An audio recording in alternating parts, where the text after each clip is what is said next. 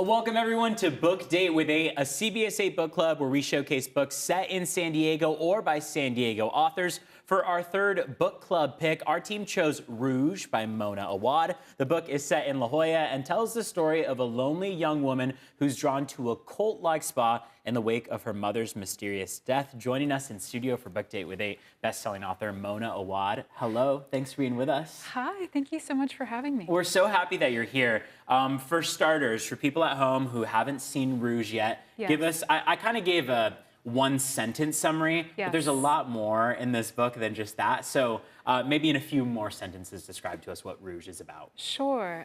So it is about a lonely dress shop clerk named Belle, and she's obsessed with skincare videos on YouTube. And then she gets the news that her mother has died very mysteriously. Her mother lives in La Jolla, so she flies to La Jolla to take care of her mother's affairs. And then she ends up getting sucked into this very lavish, very sinister beauty cult on the cliffs that her mother was involved into. And there were multiple ties to this in that, of course, it is set in San Diego, in La Jolla, so that's a huge tie. But you also wrote this here, right? So tell us about your background. You don't live regularly in San Diego, but you come here to write, right? Here. Yeah, I just fell in love with the place. I think it's so beautiful. I always stay in the same place. It has a view of the water. And I think that writing a book set in La Jolla while in La Jolla was maybe one of the most magical, creative experiences I've ever had. I mean, it's a book about beauty, and La Jolla is so beautiful, so it was perfect. And that's what I was curious about, is because I knew that you had written it here, but I didn't know if you wrote it in La Jolla. And then when you describe these sunset scenes and everything's so vivid, I was curious if you were writing these while looking out at the water? Yeah. Is that the case? Yeah, okay. I often was. I would have a ritual where I would always watch it so that the book would feel infused with that atmosphere. You have several other books as well. Yes. People might know you for Bunny. We know that that was a huge success as well. Tell us about your other books. Yeah, so I wrote Bunny. That was my second book. My first book is called 13 Ways of Looking at a Fat Girl. It's about body image issues. Bunny is about a cult of graduate students who conjure men out of rabbits. So I'm actually working on the prequel right now as we speak. And then the book just before Rouge was called All's Well, and it's about a theater director who suffers from chronic pain. This book has a lot of symbols for maybe grief, for the beauty industry. You can kind of take it any direction you want. Would you say there's a singular idea that you follow, or would you suggest that readers can kind of take it wherever they want? I feel like readers can take it wherever they want because the concepts are so big. It is a book about beauty, and beauty has a light side, a joyous side, but it also has a dark shadow side, and the book sort of explores both. And how we kind of equate beauty with different kinds of power. Sometimes that's a beautiful thing, sometimes that's a terrible, horrible thing. Right. And the book goes down both roads. And it's all happening while she's processing, or maybe lack thereof, processing her mother's death. Yes, exactly. And I mean, beauty, I think, ultimately reminds you of death because it reminds you of life. You know, and when we're the most alive is when we know we're mortal. Right? You're here in La Jolla. Yeah. Are you writing now? I am writing now. I'm working on the prequel to Bunny, which is very exciting. I'm really enjoying it. Perfect. Yeah. Do you have social media that people can follow you at if people want to get involved? Yeah, absolutely. I'm at Miss Reed with 3 S's. Okay, yeah, perfect. On Instagram. Book Date with 8 wants to highlight more of the amazing local authors who have shared their books with us. Take a look at some of the books that are available right now to add to your reading list. Stay with us. More discussion with Mona and our panel after the break.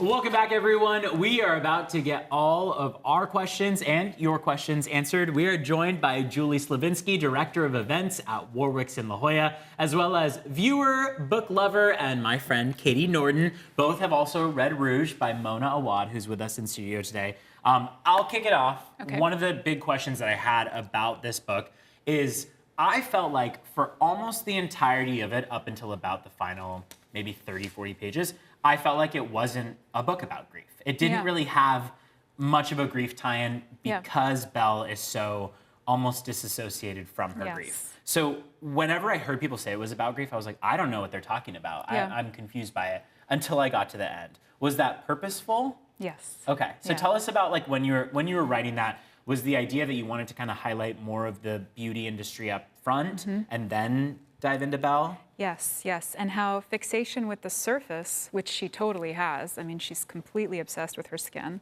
which I can relate to. That's where it all came from. And I think we get so fixated on the surface that we don't often realize what we're hiding from by that fixation, the deeper things that are beneath those fixations. So it kind of made narrative sense that she wouldn't know. She's so caught up in her skin. Right. And then going through this journey that the book takes her on, she discovers what's kind of at the heart of that fixation, which is way deeper, which is grief. Right. Yeah. Katie? I also can relate to wanting to stay youthful, not age, things like that. And so I feel like I really related to that. I am curious to what your thoughts are on like how that reflects on us as a society, or maybe like what the impacts of these pressures that we're constantly feeling are. Yeah, I think that it's rough, right? It's rough on us. That's part of the reason why I wanted to write a book about it, is because I was obsessed with these YouTube videos about skincare. I couldn't stop watching them, even though they were always like, you know, sold as, well, this is good for you. This is self-care. You're taking care of yourself. You're taking a moment. And I would tell myself, yeah, that's what I'm doing. I'm taking a moment. I'm taking care of myself. I'm buying all these products. I'm kind of spending all my money on this, on these like Byzantine skincare routines, right? And then I kind of started to feel like there was a darkness under there. Like there was a darkness to this obsession. And that's when I thought, oh yeah, this is gonna have elements of horror in it and elements of critique, absolutely. So it kind of gave me like the shadow side of the book. Yeah, I felt it too. I was like, oh no, I care too much about this. Well, and then I was also curious at times, I was like, and I don't think you made it one way or the other, but in my head I was like, is this a suggestion to like throw everything to the wayside in terms of beauty, or is there a medium? Oh, I think there's totally a medium. I think the book acknowledges something that is just true, which is that beauty, there's power in beauty. Sometimes we say that's so beautiful as like a placeholder because we have no other words. It's actually like really tied, to, I think, to our experience of the divine. Right. So there is something absolutely wonderful about beauty. I think it's just fixation, comparison, hierarchy. That's when I think it starts to get really dark, but that's how the beauty industry makes money. Yeah. Right? So, well, because it brings in the horror, but it also, and you teach fairy, so it brings in this fairy tale element too to this. Yes. And so was that always a plan with, I mean, you've got the beauty, which is one way, but then it has horror, but then it's got this fairy tale, because sometimes fairy tales can be pretty horrific. Yeah, they can be terribly dark. And I kind of knew from the start that there would be this fairy tale element. I knew that Snow White was going to be a part of the story. You could even read the book as a kind of retelling of Snow White. Totally. And that is a story about the dark side of beauty, but also about how beauty is all bound up in knowledge of mortality, grief, right? Envy, so much envy, which is what I think the beauty industry turns on. So fairy tale really allowed me to explore those themes. I feel like there was an undertone at times of me wondering if mental illness was a part of this, and not in the sense of, you know, like we were saying, just this love for the beauty products, but almost at times I was like, is there like multiple personalities, bipolar, schizophrenia? Was that intentional, or were you trying to keep that vague? Yeah, no, I think that's really, that's a great observation. I think that it's part of just being in this woman's head and experiencing her reality. And her reality is that she is deeply avoidant of her own pain and kind of using like this Band-Aid of skincare to forget about it. Right. So I think there is like a component of mental illness in there. Well, and that's what I was curious about with like, because she's unreliable, but she's like not that unreliable. Because especially toward the first quarter of it, you hear her thoughts of her saying, wait a minute, I know that's not true, what I just said. Yeah. And it's stuff that we all do all the time, you know, where it's like, I think we all kind of give these almost white lies. And so while I felt like she was unreliable, I also loved that it was being acknowledged. Oh, totally. I mean, it's so funny that somebody who looks in the mirror all day long would be so delusional and not have a lot of like perception. Right. But that is what looking into the mirror all the time might do to you. That's what the book is exploring, that fixation could lead to a kind of psychosis. You know? But it also has a fever dreamish quality to it, with, I think, that whole thing of being in your head too much. Yes. Yeah, And so when I read it, was sort of like, okay, this is like I'm on a fever dream. Yes, yes. And I do think that's what the internet can do to you. You know, like the rabbit hole. Absolutely, absolutely. I mean, Should I say the bunny hole? Totally. And yeah, it is true. There's a lot of isolation involved in watching videos, right? Doing your skincare routine. And that does create a kind of weird echo chamber in your head, which she's totally in, you know? Yeah. I think it's so interesting, too, that there was so much resentment for her mother. Yes. But as you learn more about her, you're like, oh, they're so similar in their obsession and how they are constantly looking in the mirror. Yes, and that was so important to me. You know, the Snow White story, I think, the traditional one kind of demonizes the mother figure and then makes of the child a real victim. But I always wanted to complicate that a bit. I always wanted to give more humanity to the mother and acknowledge that she's also trapped inside a system that demands of her that she look a certain way. And that the daughter might have dark feelings, you know?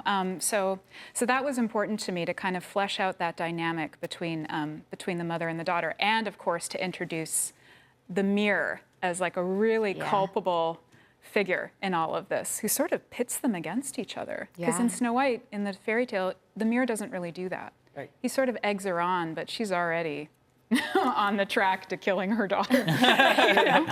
Yeah. Very big question for me. Sure. Why Tom Cruise? Yes. Oh and I'm sure this is one that, like, question. I feel like everyone brings up, probably to you, but why? And I love that in the acknowledgments you say, like, this is about him, but not about him. Not about him. But also that brings up the humor part of it. Yes. So Yes. that's Yes. Well, I love Tom Cruise. I find him to be entrancing. So there's that. But also, she's a child of the 80s. You know, she is obsessed with movies because her mother is obsessed with movies. Her mother's an aspiring actress. And I was just thinking to myself, if a little girl were to be visited by a demon in the mirror, and that demon wanted to control her soul, what form might he take in 1988, you know, to entice her? I think he might look like Tom Cruise. And that's what I loved about getting to the end, where it's basically him / Seth saying, like, I've always been a part of, I am just your darkest side. Yes. I really wanted that to be throughout the book, that you could read it literally, but you could also read it metaphorically as it's just her. Taking another shape in the mirror. Right. Yeah. I think that leads me to another great question I had, just around like Rouge as a whole in the spa. Like, what was your inspiration for the spa and the characters who, you know, are constantly there praising her, telling her she's the chosen one? Yes. Oh, that was so fun. I really wanted to be a little campy, you know, with the spa. I wanted to be a little funny, because I do think, yes, there's a dark side to beauty, a very dark side, actually. But it's also kind of hilarious to me that we're all bound up in this fixation, right? And so I would go for walks along the cove in La Jolla, and I would pass these houses, and I would always pass this really lovely house with huge glass windows. And I would always think, what's going on in there? That's I never thought of there being like a literal house that you were thinking there of. There was. And so I thought, God, wouldn't it be so wild if there was like a really dark spa in there? Yeah. I love it. Yeah. It's not. I don't think it's too far off. No, honestly, right? We want to go walk the coast. Warwick's is in La Jolla. Exactly. You know We'll go on a little tour. That's so interesting. Yeah, because so when you write that though, when you're there, do you, going back to the humor part of it, because you can get kind of dark with stuff, but do you make yourself laugh when you're writing? Oh, yeah. Do you, when you're writing, in the Yeah. process of it, it's, yeah. Yeah, totally. And I mean, that's my favorite kinds of horror films. And there are elements of horror in this, like Rosemary's Baby, you know. The villains are funny. And that's what makes them actually more frightening, because you don't know how to feel. You don't know when you're safe, when you're not. Sometimes you feel safe, sometimes you don't. So I knew my villains would be a bit comical. That's when I know I've hit it. Yeah. You know? Yeah. It's that sweet spot. Yes.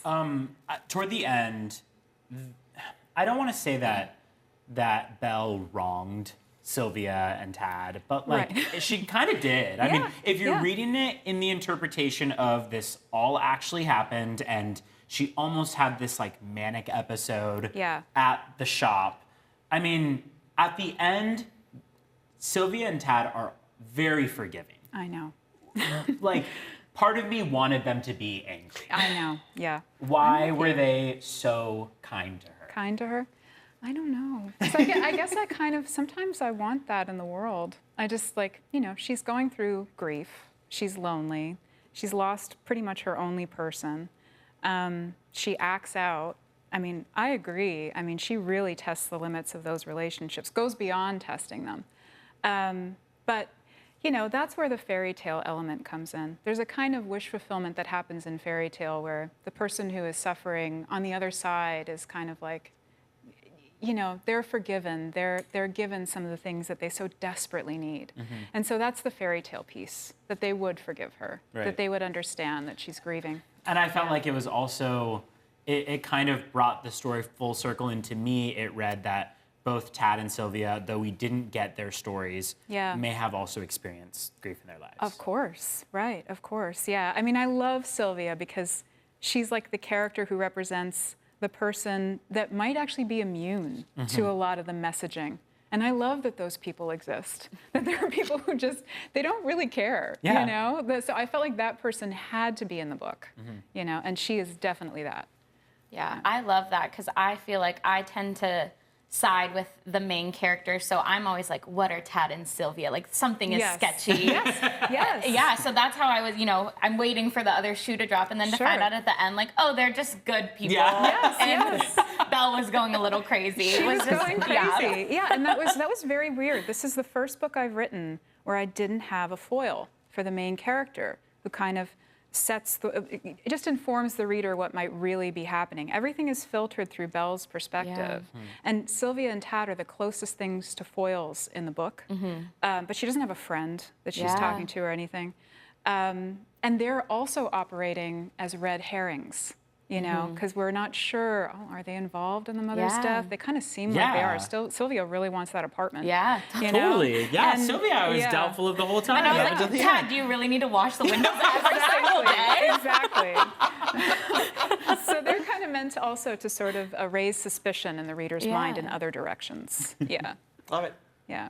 So let's talk about the title. Oh, yeah. I love talking titles. So Rouge takes on all kinds of meaning. I mean, there's Sephora Rouge. Yes. There's a beauty. So what did you land on it? When did you land on it? And where did it come from? I mean, I kind of knew that there would be a little bit of a wink to Sephora and to the Rouge, because I did quickly reach Rouge status as I was in the grip of my YouTube skincare fixation. So there was that. But, you know, I mean, I've always thought it's hilarious how much beauty loves to be French in its, like, product messaging. So I felt like Rouge, it's French. And then red, because in fairy tales, red is both something that attracts and enchants, but it's also a warning, a symbol of danger, and it's the ultimate color in Snow White, right? So it felt right. Like there's so many ways in which I felt like it worked. I feel like the number one critical review from the people who read it was that people questioned reality. They questioned their own reality. Yes. What parts of this book were real? Was any of it? Was all of it?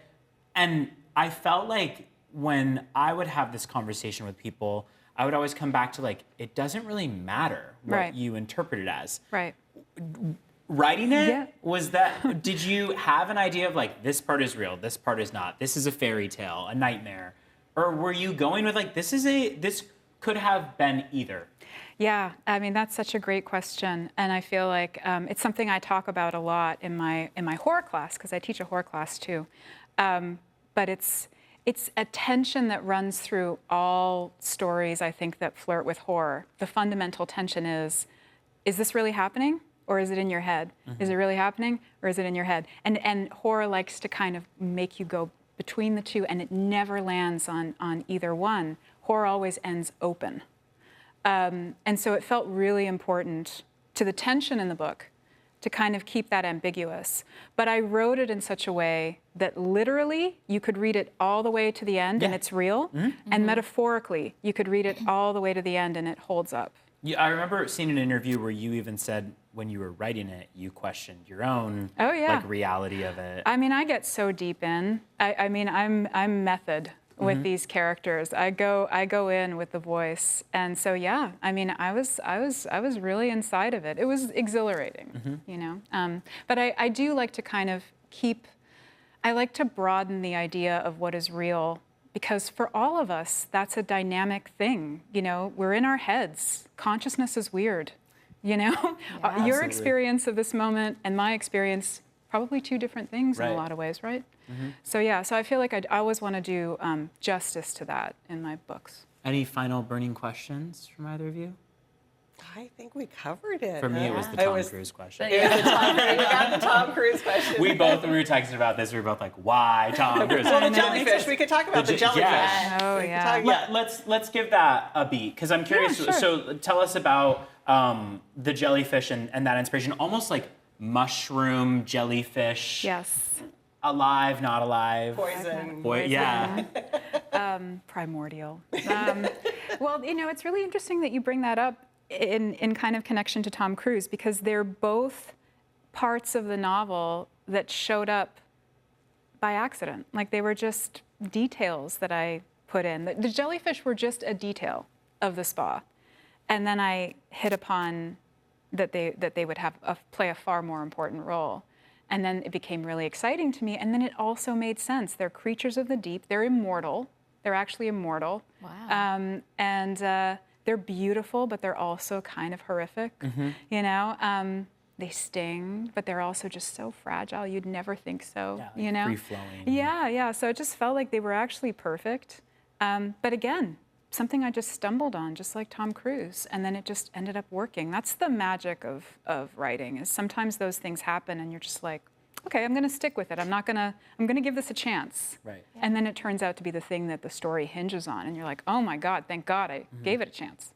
Yeah, because it is. I mean, the jellyfish, I mean, the cover, I mean, all of it is Yeah. just like. I love Which that is cover. beautiful, by the way, I the love cover. that cover. Yeah. so Julie and beautiful. Katie, thank you so much Thank for being with us on Thanks the for panel. having us. We're going to be back after a quick break. We have a couple more questions for Mona, including a little teaser for the future of Bunny. So stay with us. We're back after this.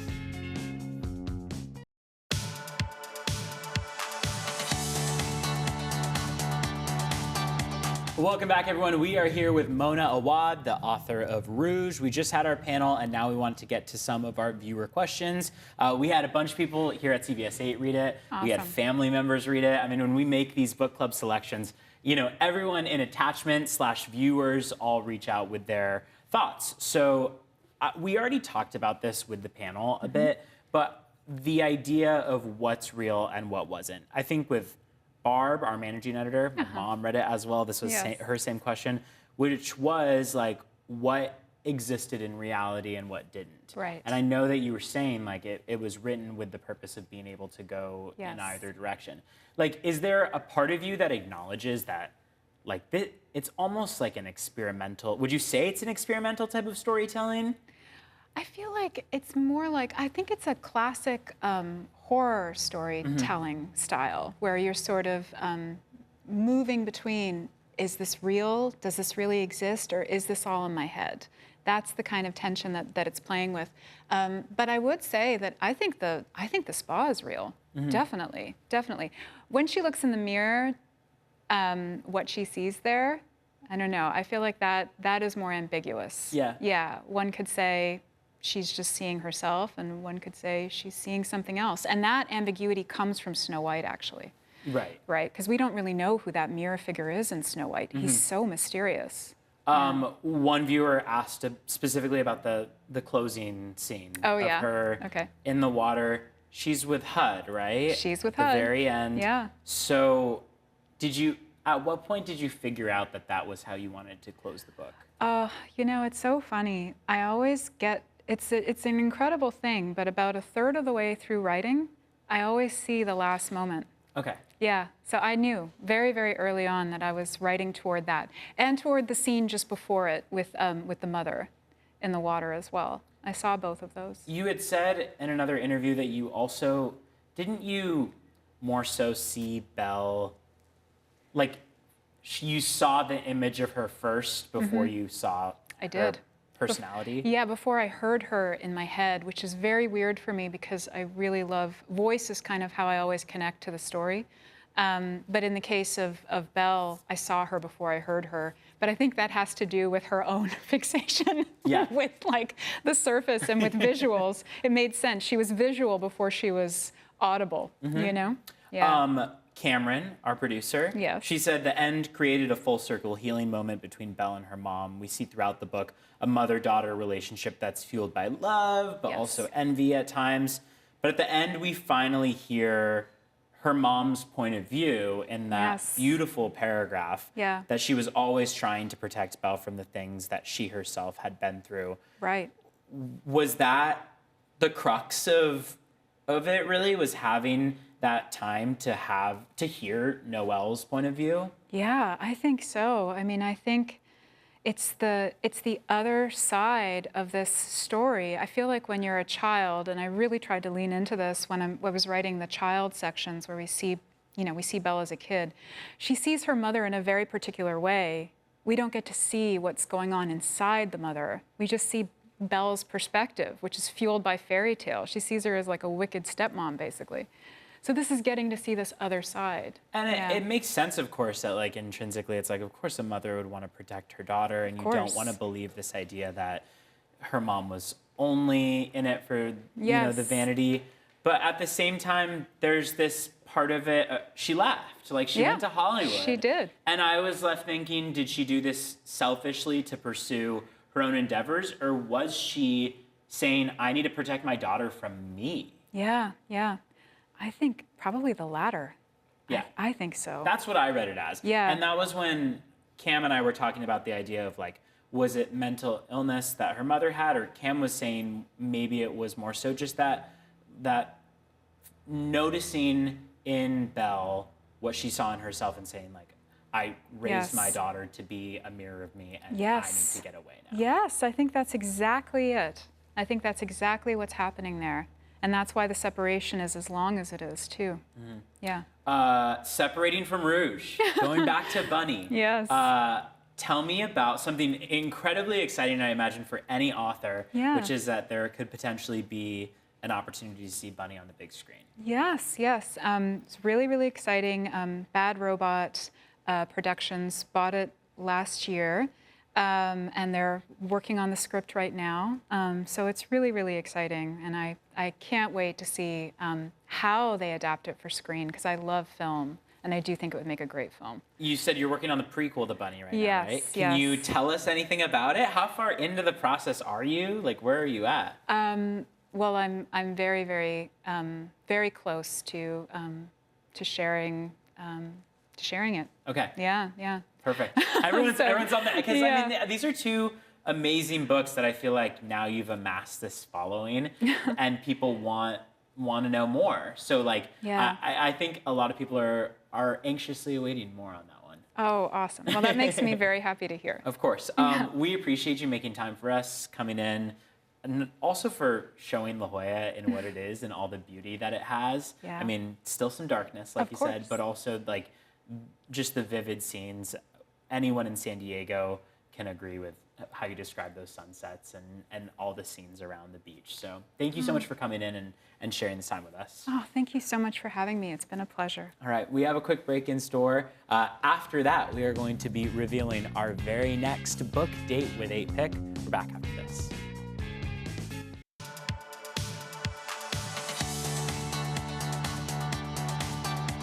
And we here at CBS8 are ready to announce our next book club pick. It is going to be Desperation Reef by Fallbrook resident T. Jefferson Parker. In this high-stakes thriller, a big wave surfer and her sons compete in the same contest that killed her husband many years before. It's a new novel. It is fantastic, and it is available at many local bookstores. You can keep up to date with the latest on cbs8.com/book club. There you can find out more on how to get a copy of the next book club pick and when we'll be meeting with the author. We appreciate you joining us, and we will see you next time.